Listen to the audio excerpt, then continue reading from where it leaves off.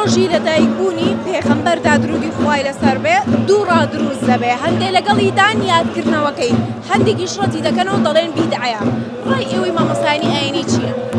والله ئێمە وەکو مامۆستایانی ئاینی ئەڵێن ئەو ڕەئە کە ئەڵێ بیدعەیە ئەوە ڕەوتی سەلەفیەتە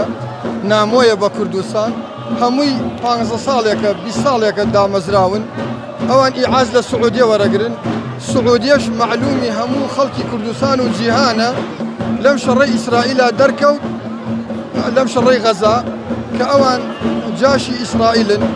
و جاشی ئەمریکان و ئیعاز لێوە وەرەگرن هەر کەسێکیش کە ڕەوتی سەر بە ڕەوتی سەلەفی وێ بەشێکیان بی ئاگان بەڵام ئەوانەی لەوێ خوێندویانە و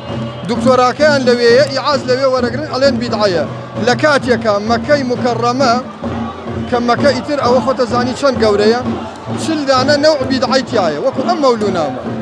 یەکێ لەوانە تەوافی دەوری کەعبەیە کە نە سەحابە نە پێغەمبەر نە تابعین نە تابعی تابعین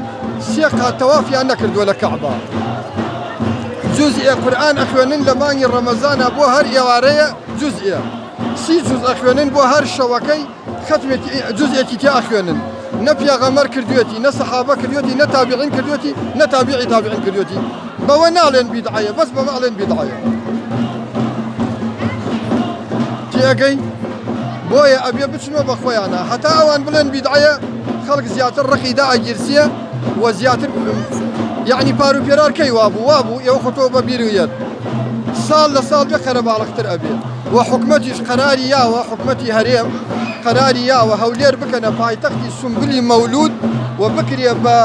کەرنەڤاڵێکی گەورە لە هەموو عالەما دەنگ بداتەوە ئەوانیش سەریان دای لە تاشە بەردەکانی کوردستان با بڕۆن لە سعودیە بڵێن بیدعەیە ئەمە کوردستانە ئەو هەموو ڕەئەجیە ئەوە هەمووی کە کۆ بۆتەوە لە خۆشی پێغەمبەرە کۆ بۆتەوە